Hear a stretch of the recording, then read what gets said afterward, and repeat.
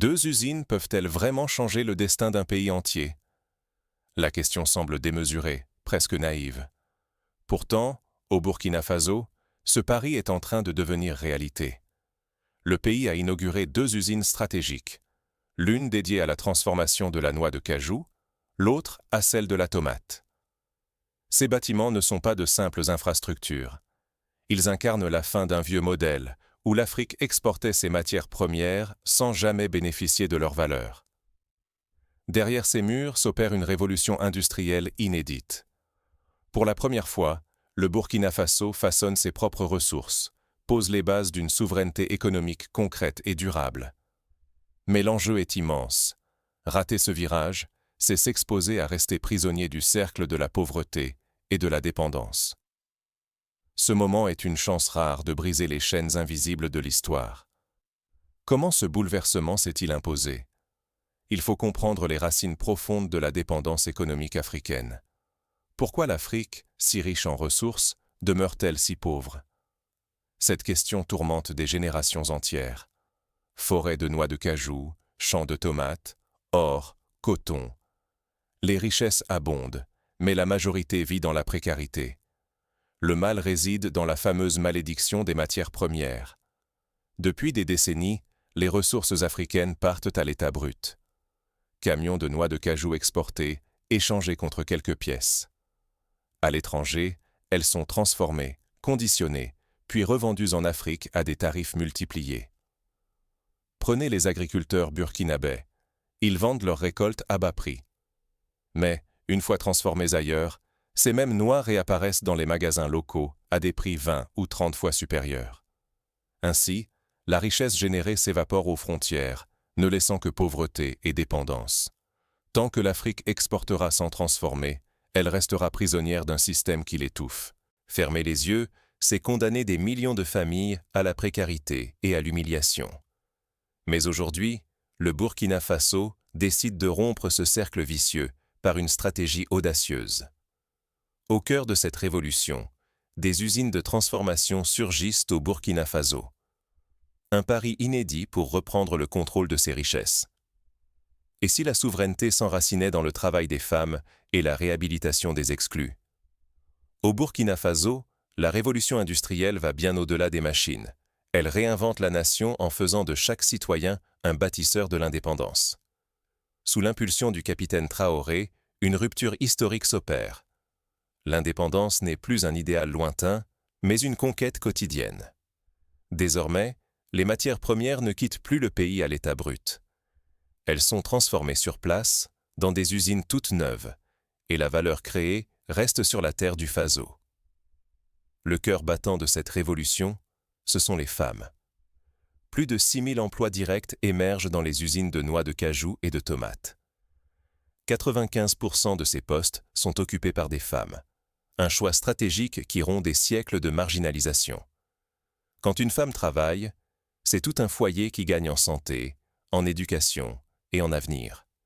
Mais une autre force se révèle.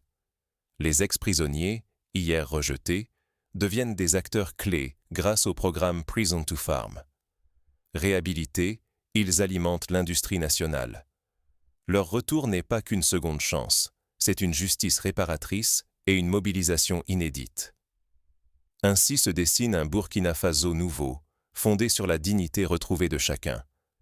Mais si certains sont laissés de côté, l'émancipation restera inachevée et de nouvelles tensions pourraient en surgir. Comment cette révolution bouleversera-t-elle le quotidien et l'avenir du pays? Les premiers signes de ce bouleversement apparaissent déjà dans les villages et les quartiers ouvriers. Mais la route vers une souveraineté économique pleine est semée d'obstacles inattendus. Quand la transformation locale devient l'étincelle d'un avenir souverain. Ici, les promesses s'effacent devant l'épreuve. Partout, le paysage du Burkina Faso se métamorphose. Dans les usines flambant neuves de noix de cajou et de tomates, des milliers d'emplois naissent. L'argent, jadis aspiré par l'étranger, circule désormais entre les mains des familles. Marchés, écoles et dispensaires perçoivent déjà l'onde de choc de cette nouvelle richesse. La vraie révolution, pourtant, a lieu chaque jour. Les femmes, longtemps reléguées à l'ombre, deviennent le pilier économique de cette mutation. Elles forment la vaste majorité des employés. Leur salaire est désormais synonyme de pouvoir. Elles investissent dans l'éducation, la santé, l'avenir de tout un peuple. Autre symbole fort, la réhabilitation des ex-détenus. Libérés pour cultiver et nourrir la nation, ils redonnent sens à la justice et à la solidarité. Leur travail nourrit directement les nouvelles chaînes de valeur, preuve que nul destin n'est figé. L'ambition va plus loin. Dès l'année 2026, le pays vise l'autonomie totale en tomates, une première historique. Ce qui hier était importé devient aujourd'hui socle de prospérité partagée. La diversification s'accélère. À partir de la noix de cajou, naissent vinaigre, jus, même éthanol. Chaque fruit, chaque graine devient source de valeur, ouvrant des voies inédites à la jeunesse et aux entrepreneurs. Mais le risque demeure. Ignorer ce tournant, c'est s'exposer à de nouvelles dépendances et à la précarité. Saisir cette chance, c'est choisir la dignité, la sécurité, l'espoir. Le chemin vers la souveraineté n'est pas achevé. Les défis qui se dressent maintenant mettront à l'épreuve la volonté collective et l'unité nationale. Et si chaque nation reprenait le contrôle de ses matières premières, ce n'est plus un rêve lointain. Le Burkina Faso en est la preuve éclatante. Transformer localement ses richesses, c'est créer davantage de valeur, des milliers d'emplois, et rompre avec la dépendance humiliante à l'aide étrangère. L'indépendance véritable ne se quémande pas. Elle se construit, usine après usine, compétence après compétence. À chaque filière relancée, c'est une victoire contre la fatalité héritée de la colonisation. Au cœur de cette révolution, il y a les femmes. Elles sont désormais le moteur de la renaissance économique. Faire confiance à ses mères, à ses sœurs, à ses filles, c'est investir dans toute la société tout en offrant une seconde chance à ceux longtemps exclus. L'Afrique fut longtemps un coffre-fort dont elle n'avait pas la clé. Aujourd'hui, il est temps de tourner la page de la charité et d'écrire celle de l'autonomie productive. Le Burkina Faso montre que c'est possible et rentable. Ignorer cette leçon, c'est condamner nos enfants à des générations de précarité. S'en inspirer, c'est ouvrir la porte à un avenir digne et souverain. Mais cette révolution ne se fait pas sans résistance. Quels obstacles le Burkina Faso a-t-il dû surmonter pour en arriver là? Le vrai pouvoir, c'est de transformer notre sol, pas d'attendre le secours d'autrui. Regarder sans agir, c'est laisser d'autres décider de notre destin. La souveraineté ne s'obtient pas par la supplication, elle se conquiert, elle se bâtit.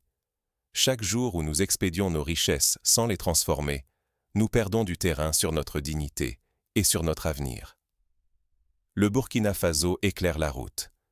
Il ne s'agit pas seulement d'usines ou de machines, mais de reprendre la maîtrise de ce qui est à nous. Quand une femme transforme la noix de cajou, c'est tout un village qui avance. Quand un ancien détenu devient force de changement, c'est la nation qui s'élève. Attendre, c'est rester piégé dans la pauvreté. Transformer ici, c'est créer des emplois, partager les fruits, relever la fierté et bâtir une économie solide selon nos règles. Le choix est là, rester spectateur ou devenir bâtisseur. L'avenir appartient à ceux qui transforment chaque graine, chaque tomate, chaque main en puissance nationale.